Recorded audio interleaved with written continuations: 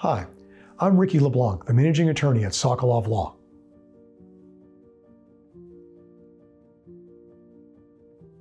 There are currently many lawsuits against Roblox. The Roblox online game has been accused of allowing predators preying on our children, using the game, grooming them, and sexually exploiting them. Individuals, some nearly 150 at this point, have filed claims against Roblox. In addition to that, there are about 7 other states that have filed claims. Now, those claims are brought by the attorney generals in those states, which is the highest law enforcement officer in the state. And their job is to protect the public, including our children that need to be protected. I'm asked exactly why is Roblox being sued? What are the families complaining of? In the simple form, the issue is that Roblox has tens of millions of users. Many of them are under the age of 13. It's designed that way. The complaint that is being made by parents and others is that Roblox and the company that owns Roblox has not put in place appropriate safeguards to prevent predators from preying on our children. There is little to no age verification requirement. As such, not only does it mean our children are using the game, but it means that adults can pose as children so they can learn more about the users, find out which ones are vulnerable, and then once they've determined that, these predators then move our children off of Roblox and onto other communications, such as texting, even telephone calls. There's even been one case, at least, where a predator has paid an Uber, at least it's alleged, paid an Uber driver over $1,000 to go pick up a young youth, a young user of the game, to bring him to their home to be abused. Now, as mentioned, there's little to no safeguards to prevent anyone from pretending to be any age, meaning people too young to use the game pretend they're older, but more importantly, that people who are older, adults, are pretending to be younger to befriend children on the platform. Roblox knew that this was a risk. They knew that predators could use this platform for this purpose and put no safeguards in place to prevent it. How do families file a lawsuit against Roblox? Well, the first thing you do is reach out to an attorney who handles such cases. In doing so, there will be a free evaluation, and the attorneys or their staff will speak with the impacted family. They will discuss the harm that has occurred to their child. They will look at the facts around the child's use of the game and review any communications the child may have had with any predator. The most important thing to remember is calling is free. Speaking to an attorney to figure out whether you have a case or not is free. And lawyers only get paid if you have recovery because they work on a contingency fee basis. But the first thing you do is pick up the phone and call. After you've had the phone call and our staff reviews the facts and determines that there is a viable claim, the lawyers take over from there. There will be a lawsuit filed, experts retained, an investigation of what occurred will all be performed on the attorney's side. And you pay nothing unless we recover for you. We work on a contingency fee basis, meaning we get paid contingent upon you being paid. If you don't receive anything, either do we. This is a no-risk situation for you and your family. How many states are suing Roblox? First, I want to be clear that while there are some 7+ states suing Roblox and many others that are evaluating the opportunity to do so, those are completely separate from the individual cases that we are handling on behalf of families who have been harmed by predators using Roblox as a gateway to their children. Both claims, those by various states, and the individual claims proceed at the same time, as they are separate. The attorneys general, as the top law enforcement agent of the state, is really making a claim that Roblox knew they had a dangerous product and they did nothing to prevent harm to our children. And the number one job of law enforcement is to protect its citizens, and the most vulnerable citizens especially, like children. At least 7 states, through their attorneys general, have already filed claims against Roblox. States such as Louisiana, Texas, Nebraska, Florida, Iowa, Tennessee, and Kentucky. These states are claiming that Roblox falsely marketed itself as a safe product for children to use, when Roblox itself knew that predators were using this to take advantage of our children. What happens if we're successful and Roblox loses these cases? Well, it's multi-layered. First, if Roblox loses, it means they must pay compensation to the families that are harmed.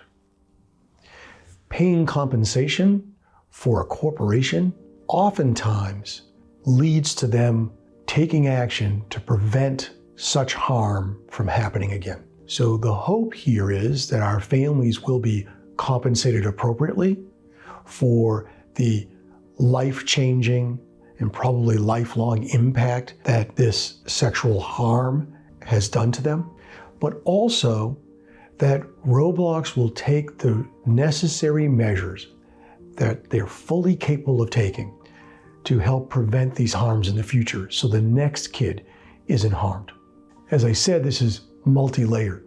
So we have compensation for our family, we have change to prevent future families from harm, and then more broadly, any damages, meaning compensation, that Roblox is required to pay, will send a ripple effect throughout the social media and online community, so that these other corporations with similar websites will also take measures to safeguard against harm to our children. Not to do so, they know may cause them even more money, as it has Roblox. How much could a family receive from a Roblox settlement? Frankly, litigation is much too much in its infancy to make any determination about the amount each family will receive. The harms are different in each case, and so the value of the claims will be different, whatever that value is. But more important than the amount of recovery is to talk about the issue that's before us, and that is the number of children who are being groomed and sexually exploited online as a result of Roblox and its inaction in preventing predators from using the platform for that purpose. As noted, each individual has had a different trauma. The facts may be the same in the story of how a predator has used Roblox to gain access to the child, but the damage to each child is unique, and therefore so will compensation be unique. Some will take more therapy, some will need medication, some may have a longer, prolonged history of treatment. All of these will be major factors in evaluating the value of each case. But the first step in determining a value of any case is a phone call. You call us, we will review your facts, and at that time we'll have a better understanding where the claim should go, and as time goes on, we'll have a better understanding of the value of the claim. What is the latest update on the Roblox lawsuit? Well, to date, there are over 146 families who have made claims in what's called an MDL, a multi-district litigation, nearly doubled since the beginning of 2026. There is a fight by Roblox to bring all of these cases through an arbitration process and not provide these families with their day in court. There's a coalition of over 800 families who are fighting this arbitration demand. There are 7 states whose attorney general has made a claim against Roblox and are proceeding for states to receive compensation and, more importantly, to have Roblox make changes to their sites to protect our youth. And there is some talk that there has been early settlement negotiations with regard to the 146 cases that are currently in the MDL. What is important to understand is the sooner you're in the litigation, meaning the sooner you call us for an evaluation, the better positioned you will be to participate in any such recovery. What does a lawyer who handles a Roblox lawsuit actually do? The lawyer who is handling your Roblox litigation should have experience in the social media and online network litigation. If so, they will be in a position to be able to handle nearly all aspects of the case on behalf of the family. Because the family really should be focused on themselves, on their injured child, and not on litigation. So what does it entail for the lawyer? Most of it is investigation up front. That is determining your child's usage of Roblox, looking at all of the communication and usage times, developing a timeline, and then also looking outside of Roblox and into other social media activity with the predator involved, including communications through text or Snapchat or other platforms. Once we have that overall picture, the lawyer then reviews medical records, school records, and other materials to paint a full picture of what injury has occurred to your child. What are the results of the injury? How is the child still impacted today? And then the lawyer will work with medical experts who will show and define the condition and its relationship to the experience with the predator. Once the history and timeline and the medical documentation and expert opinions are collected, the case should be filed in a court. In most instances, that will be in the federal multi-district litigation, or MDL, early parts of all of the Roblox cases. This helps all parties, not just Roblox, but even the plaintiffs, in this case, your injured family, more efficiently move the cases along so that justice is not delayed more than it needs to be. The lawyer at that time will then start discovery. That is, asking Roblox for materials and have them produce all they know about not just your child, but what the internal workings at the corporate offices of Roblox looks like. From there, the lawyer will also negotiate, if that's an opportunity, with Roblox to try to see if there's some common ground to resolve the matter. And if there isn't, they will prepare you and your family for trial and will proceed when that time comes. How long do families have to file a Roblox lawsuit? That question seems simple, but can be complicated.